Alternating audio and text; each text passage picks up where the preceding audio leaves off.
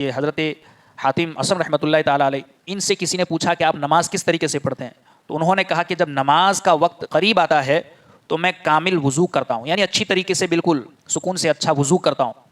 پھر جس جگہ نماز ادا کرنے کا ارادہ ہوتا ہے وہاں آ کر اتنی دیر بیٹھ جاتا ہوں کہ میرے اعضاء اکٹھے ہو جائیں،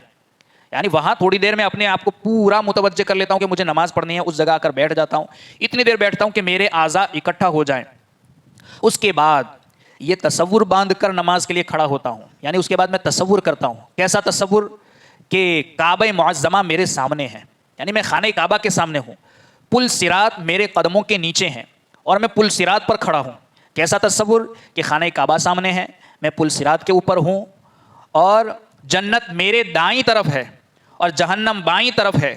ملک الموت علیہ السلام میرے پیچھے کھڑے ہیں۔ تصور تو دیکھیں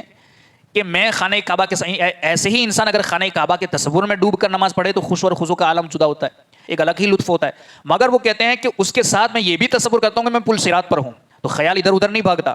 پھر تصور کرتا ہوں کہ داہنی جانب جنت ہے، بائیں طرف جہنم ہے اور میں پل صراط پر ہوں تو اپنے آپ کو بالکل ہلے ڈولے بغیر متوجہ ہو کر، اور پھر تصور کرتا ہوں کہ میرے پیچھے ملک الموت ہے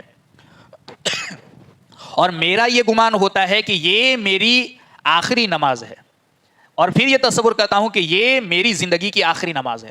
اگر انسان کا تصور اور کچھ ہو نہ ہو، اسے یہ تصور ہو کہ اس کی زندگی کی یہ آخری نماز ہے، چاہے اسے خانہ کعبہ کا تصور ہو کہ نہ ہو، ملک الموت کا تصور ہو کہ نہ ہو، جنت جہنم کا تصور، مگر اسے اتنا پتہ چل جائے کہ زندگی کی آخری نماز ہے تو اب بتائیں کسی کا خیال ادھر ادھر بھٹکے گا؟ وہ بالکل متوجہ ہو جائے گا، اپنے گناہوں کو یاد کرے گا، رب کی رحمت سے امیدیں لگائے گا۔ اس کے بعد